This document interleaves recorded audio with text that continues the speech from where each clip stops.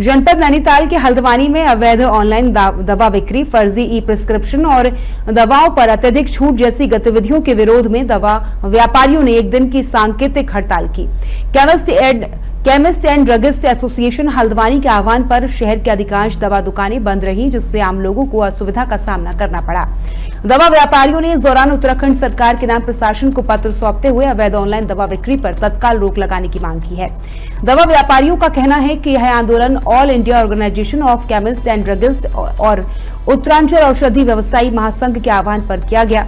उन्होंने बताया कि ड्रग्स एंड कॉस्मेटिक्स एक्ट 1940 और नियम 1945 में ऑनलाइन दवा बिक्री को लेकर स्पष्ट प्रावधान नहीं है। बावजूद इसके कई कंपनियां लंबे समय से इस क्षेत्र में सक्रिय हैं। व्यापारियों ने सरकार से मांग की है कि अवैध ऑनलाइन दवा बिक्री पर सख्त कार्रवाई की जाए, बिना सत्यापित ई प्रिस्क्रिप्शन के दवा बिक्री और होम डिलीवरी पर पूर्ण प्रतिबंध लगाया जाए। साथ ही डीप डिस्काउंटिंग और प्रीडेटरी प्राइसिंग पर भी रोक लगाई जाए। हल्द्वानी से दीपक अधिकारी की रिपोर्ट। यह आज हमारा देशव्यापी बंद है। 28 अगस्त 2018 को एक मसौदा तैयार होता है और वो तैयार होता है ऑनलाइन के लिए, दवाएं होम डिलीवरी के द्वारा जाया जाए, एक मसौदा बनता है। लेकिन वो मसौदा हमारे जो आम जनमानस है उसके स्वास्थ्य के साथ खिलवाड़ है। जो दवाइयाँ एक जैसे रेडीमेड गारमेंट्स है, कोई जूता चप्पल है, वो भी नकली आ रहे हैं ऑनलाइन, आपको सब पता है। अगर दवा नकली आएगी तो उसका हमारे स्वास्थ्य पर सीधे फर्क पड़ेगा।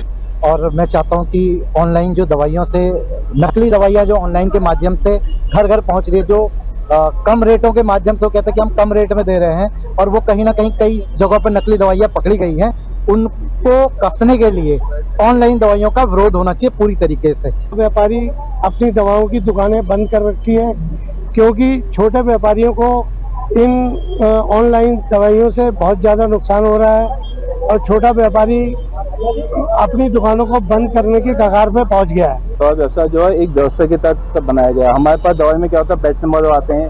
अच्छा, नकली की व्यवस्था सिर्फ एक हम बैच नंबर से ही उसको जांच सकते हैं। ऑनलाइन में कोई उनका ऐसी व्यवस्था नहीं है, कोई ऐप जनरेट कर रहा पड़ता है, उससे दवाइयाँ आ जा रही हैं। दूसरा क्या है कि जैसे हमारे लिए नियम कानून है, ऑनलाइन वालों के लिए कोई ऐसे नियम कानून नहीं है गवर्नमेंट के। हमें सबको हमें सेल का बिल रखना है, परचेज का बिल रखना है, कहाँ से दवाइयाँ आ रही हैं, क्या दवाइयाँ, कोल्ड स्टोर हमें उसका मेंटेन करके चलना है। लेकिन ऑनलाइन के लिए कोई भी गवर्नमेंट की ऐसी पॉलिसी नहीं है अभी।